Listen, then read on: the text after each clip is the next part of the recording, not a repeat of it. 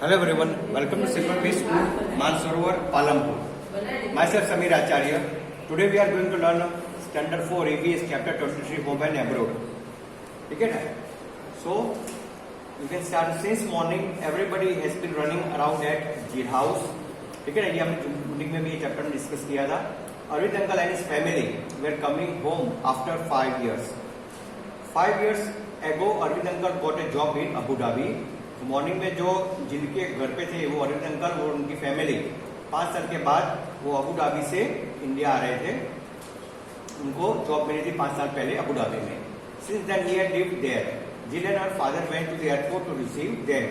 जिल और उनके फादर एयरपोर्ट पे रिसीव करने उनको गए. After the plane landed the passenger had to wait for some time to collect their luggage. जो प्लेन लैंड हो जाता है, ठीक है ना, उसके बाद जो पैसेंजर होता है उनका जो लगेज होता है, ठीक है ना, अगर उसके आने के बाद ही वो वहां पे बाहर निकल सकते हैं. At last Arvind uncle, Neeta aunty and their children could be seen coming out. उसके बाद उनको जो लगेज है उसके बाद अरविंद अंकल और नीता आंटी और उनके चिल्ड्रन उनको बाहर आते दिखने लगे. How big NC and Paul have grown. जो उनके चिल्ड्रन थे एनसी और पॉल वो भी बड़े हो गए थे.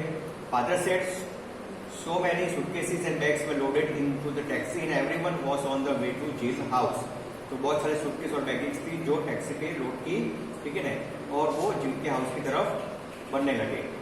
NC, you must be very tired after such a long journey. Father told me that Abu Dhabi is far from India, said जिल. तो एनसी ने बोला कि आप लोग बहुत जर्नी से थक गए होंगे, और फादर ने बोला कि अबू धाबी की जर्नी इंडिया से बहुत फार है, दूर है. We are not tired. तो उन्होंने बोला, रिप्लाई किया, we are not tired even though we visit far our flight took only 2 hours. The plane flies very fast, said NC. NC ने बोला कि हम बहुत टायर्ड नहीं हो, थके हुए नहीं है, even though it is so far, बहुत दूर था. Our flight took only 2 hours. 2 घंटे ही लगे और हम इधर आ गए. Jill was surprised. She remembered that she had gone on school trip to Delhi.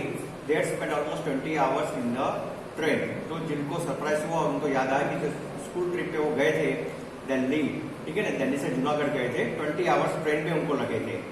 And on the map Junagadh Delhi seem quite near.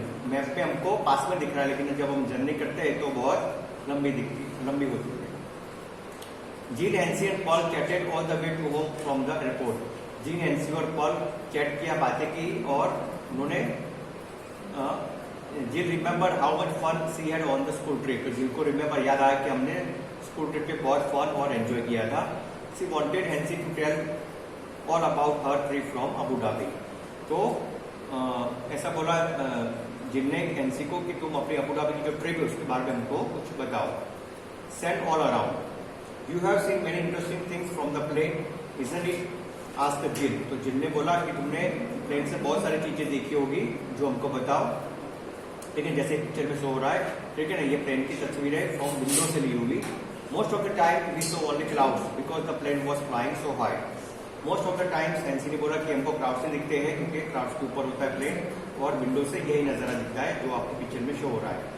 Even where the clouds, said NC, but before it was so high we could see that we are flying over sandy areas.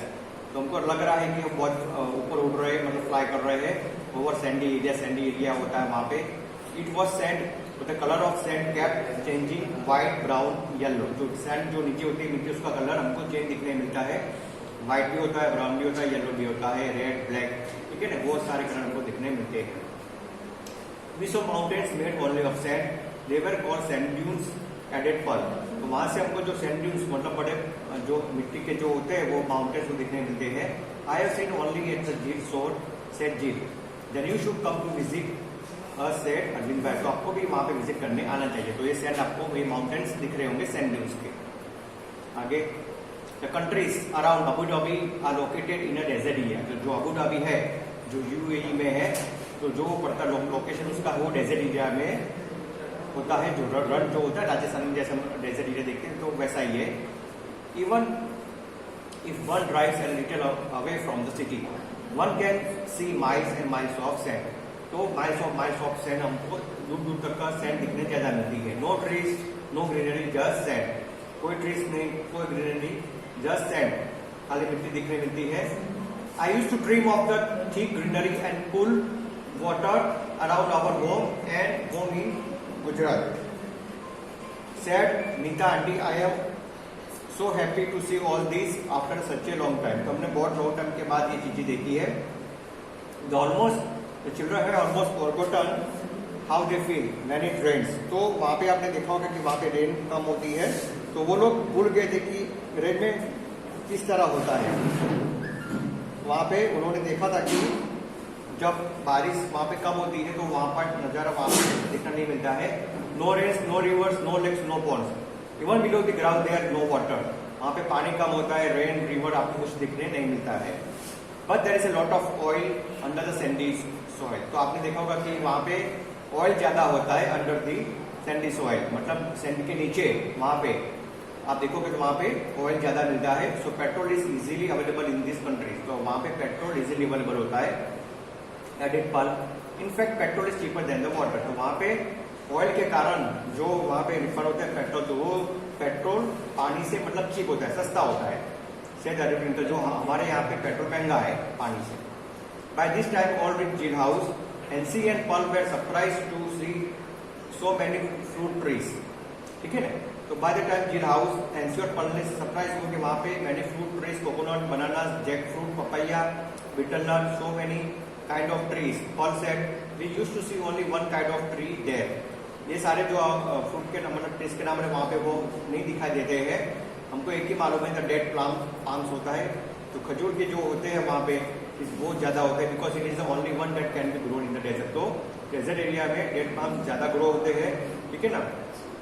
जो इधर खजूर बोलते हैं, तो आपको इस type का picture में जैसे सो रहा है वो इस टाइप के इस ग्रो होते हैं वहां पे ज्यादातर. Nice gift and photograph.